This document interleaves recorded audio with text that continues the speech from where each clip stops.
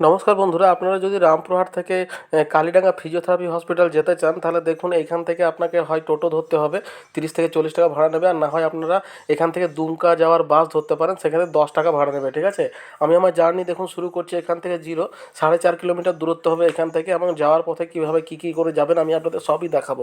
তো দেখুন, সব থেকে প্রথমে দেখুন এই রাস্তা দিয়ে আপনাকে যেতে হবে। এই দেখুন বাসটা যাচ্ছে দুমকা যাওয়ার বাস, অর্থাৎ রামপুরহাট থেকে দুমকা যাওয়ার যে রাস্তা, সেই রাস্তাতে আপনাদের যেতে হবে। এবং মোটামুটি 2-2.5 কিলোমিটার আসার পরে দেখুন এখানে একটা মোড় পড়বে। এই মোড়টা থেকে যে জল ট্যাঙ্কির দিকে দেখুন লরিটা যেদিকে যাচ্ছে, এই রাস্তা দিয়ে আপনাকে যেতে হবে। মোটামুটি 3 থেকে সাড়ে তিন কিলোমিটার যাওয়ার পরে দেখুন আমি সোজা এই রাস্তা দিয়ে যাব, এবং 3.5 কিলোমিটার যাওয়ার পরে দেখবেন একটা পেট্রোল পাম্প পড়ছে। এই রাস্তা দিয়ে সোজা আপনাকে যেতে হবে, এবং বাঁ দিকে একটা পেট্রোল পাম্প পড়বে, এবং ডান দিকে পড়বে আপনার saint Paul's school English medium. এই দেখুন আমি চলে এসেছি, এই যে ইন্ডিয়ান অয়েলের পাম্প, আর এই ডান দিকে আপনার সেন্ট পলস স্কুল। এরপর সোজা এখান থেকে চলে যাবেন, মোটামুটি 4 কিলোমিটার গেলে পরে আপনার এই দেখুন এটা রেসিডেন্সিয়াল, অর্থাৎ প্রথমে রেসিডেন্সিয়ালটা পাবেন, তারপরে হসপিটালটা পাবেন। এই রেসিডেন্সিয়ালে আপনি থাকতে পারবেন এবং এখানে থেকে ট্রিটমেন্টের সুবিধা নিতে পারবেন। কিন্তু সমস্যা হচ্ছে এখানে কিন্তু সহজে সিট ফাঁকা পাওয়া যায় না, টাকা কম কিন্তু সিট সহজে ফাঁকা পাওয়া যায় না। তো যাই হোক, এখানে না পেলেও আপনি ওইখানে পেয়ে যাবেন, হসপিটালের কাছে অনেক বাড়ি ভাড়া পাওয়া যায়। তো দেখুন আমি চলে এসেছি, মোটামুটি 4.5 কিলোমিটার দূরত্ব।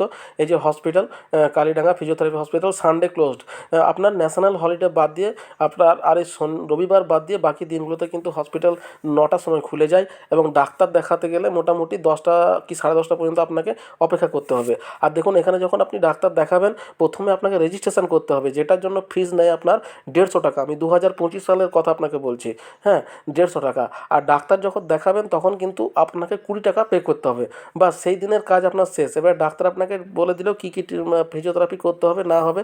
এবার সেইগুলো যখন আপনি প্র্যাকটিস করবেন পরের দিন থেকে, তখন কিন্তু আপনাকে পার ডে হিসাবে 50 টাকা করে কিন্তু লাগবে, এবং আপনাকে একটা হলুদ কার্ড দিয়ে দেবে, এবং সেখানে দেখবেন 50 টাকা আপনার দেওয়া হয়েছে, সেটা নথিভুক্ত হয়ে যাবে, এবং আপনি ফিজিওথেরাপি করতে পারবেন। এবং এখানে এক্সপার্টরাও কিন্তু যথেষ্ট ভালো, অনেক এক্সপার্ট আছে, এবং কোন রকমের ফিজিওথেরাপি করতে হবে সবই আপনাদের এই দেখুন এখানে আপনার জুতো খুলে ঢুকতে হয়, এবং বাঁ সাইডে যে অফিসটা দেখতে পাচ্ছেন, এখানে আপনাকে রেজিস্ট্রেশন করতে হবে। ঠিক আছে, এখানে রেজিস্ট্রেশন করার পরে আপনাকে এই ভিতরে যাবেন, এবং ডাক্তারকে আপনি দেখাবেন, এবং ডাক্তার যে অনুযায়ী আপনাকে সাজেস্ট করবে সেই অনুযায়ী আপনি আর কি ওই দেখাতে পারবেন।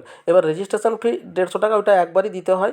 এবং এবার যতবার আপনি ডাক্তার দেখাবেন ততবার আপনাকে 20 টাকা করে, এবং ফিজিওথেরাপি যতবার করবেন ততবার 50 টাকা করে আপনাকে পে করতে হবে। তো দেখুন এখানে বিভিন্ন ডিপার্টমেন্ট ভাগ আছে, কোনখানে কোনটা কী করবেন সবই এখানে দেওয়া যায়, এবং ফিজিওথেরাপির জন্য যে যে জিনিসগুলো আপনার নিতে হবে সেগুলোও কিন্তু এখানে মানে বিক্রি হয়। দেখুন আপনি যখন রেজিস্ট্রেশন করবেন তখন এই দেখুন 150 টাকা এরকম একটা স্লিপ আপনাকে দিয়ে দেবে।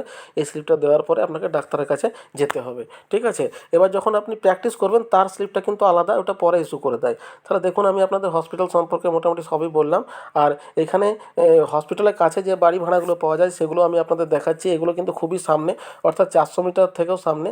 আর এই দেখুন আমি দেখাই এখানে ভিতরে দেখুন কীভাবে ফিজিওথেরাপি করছে, কত বড় ঘর।